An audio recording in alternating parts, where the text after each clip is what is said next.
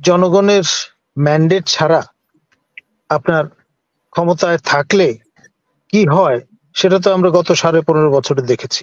দায়িত্ব ছেড়ে দিয়ে তিনি যেই কাজে ব্যাপৃত ছিলেন সেই কাজে মনোযোগী হলে জাতি পরিত্রাণ পাবে, তা না হলে যেই পরিস্থিতিটা তৈরি হবে সেটি কিন্তু আমাদের সবাইকে হতাশ করবে, তো কোনো সন্দেহ নেই। আসলে মিস গভর্নেন্স কোন পর্যায়ে গিয়ে পৌঁছালে এমন ঘটনাটি ঘটতে পারে তার জলজ্যান্ত উদাহরণ চট্টগ্রামের এই দৃষ্টান্তটি। আমরা দীর্ঘদিন ধরে বলে আসছি যে এই রকম একটা পরিস্থিতি পরিবেশ আমরা কামনা করি। আমরা একটি গুড গভর্নেন্স সম্বলিত বাংলাদেশ চেয়েছি এবং এখানে এমন একটি স্থাপনা এই কাণ্ডটি ঘটেছে যেটা সেন্সিটিভ একটি স্থাপনা এবং এখানে আপনার এই ঘটনাটার ক্রিয়া প্রতিক্রিয়া বা রিপো অনেক দূর পর্যন্ত অনুভূত হবে, এতে কোনো সন্দেহ নেই। আর এই বিষয়ের তাৎপর্য যারা বুঝতে অনুধাবন করতে সক্ষম নন তাদের আসলে দায়িত্বে থেকে দেশ পরিচালনা করার কতটা নৈতিক অধিকার আছে এবং তার ফলে বর্তমান রেজিম তাদের নৈতিক অধিকার হারিয়ে ফেলছে ক্ষমতা আঁকড়ে রাখবার।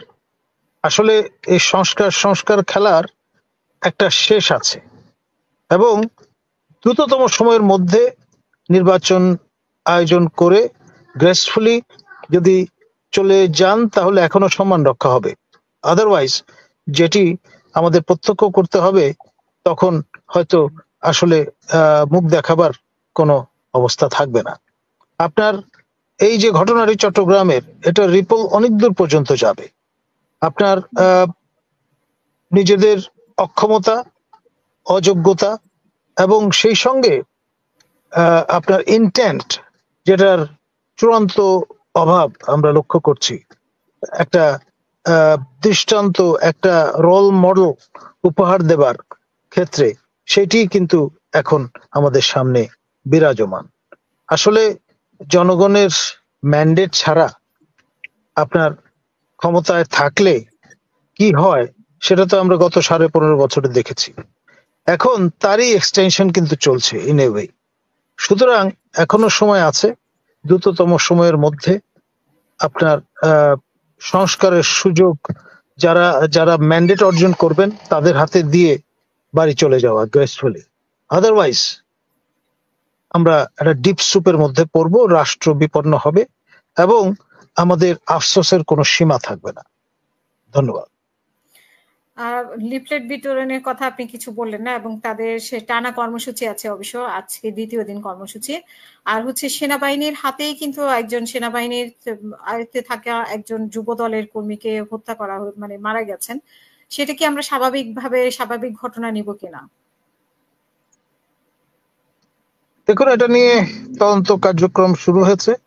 আমাদের আইএসপিআর এর যে বক্তব্য সেটি তো আমরা আমাদের সামনে পাচ্ছি রেফারেন্স পয়েন্ট হিসেবে। পুরো প্রকৃতি শেষ করলে বা হলে পরে মন্তব্য করাটা হবে বিজ্ঞজনোচিত কাজ।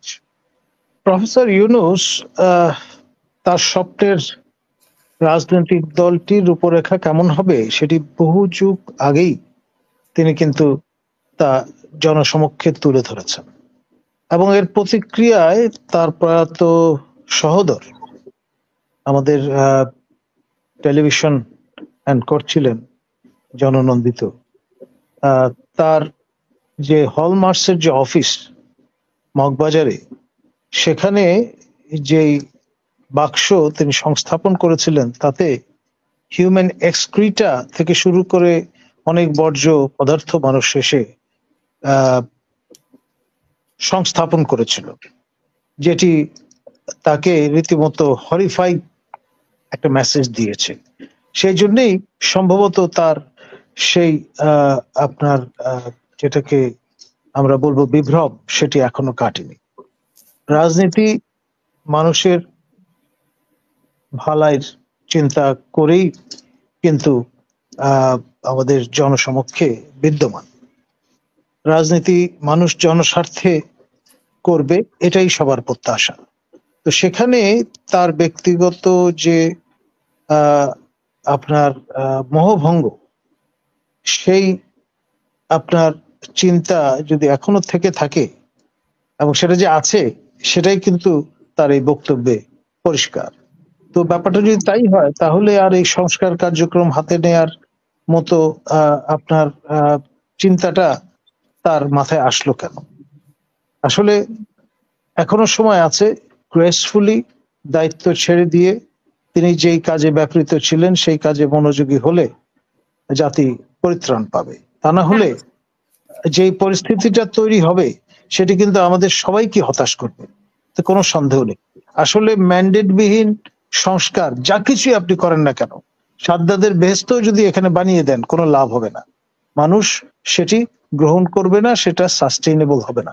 এই কথাগুলো কল স্পেড স্পেড ফর্মে বলার মতো মানুষ খুব বেশি কিন্তু নেই। দলীয় বিবেচনায় হয়তো এক একজন এক এক রকমের অ্যাক্স গ্রাইন্ড করবেন।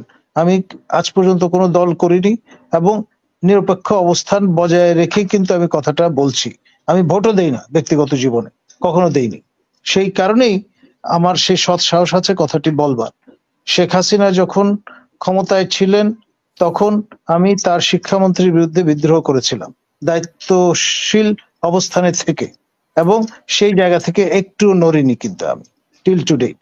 তো সুতরাং যে যাই বলুন না কেন, এই কথাগুলো সবাই যদি আমরা বলতে শুরু করি তাহলে কিন্তু বোধোদয় হবে। তা না হলে নানান রকম ঘোর প্যাচের মধ্যে ফেলে একটা বিহব্বল অবস্থায় জাতিকে রেখে তাদের হয়তো বিদায় নিতে হবে, যেটা আমাদের জন্য কারো জন্যই সুফল বয়ে নিয়ে আসবে না। ধন্যবাদ।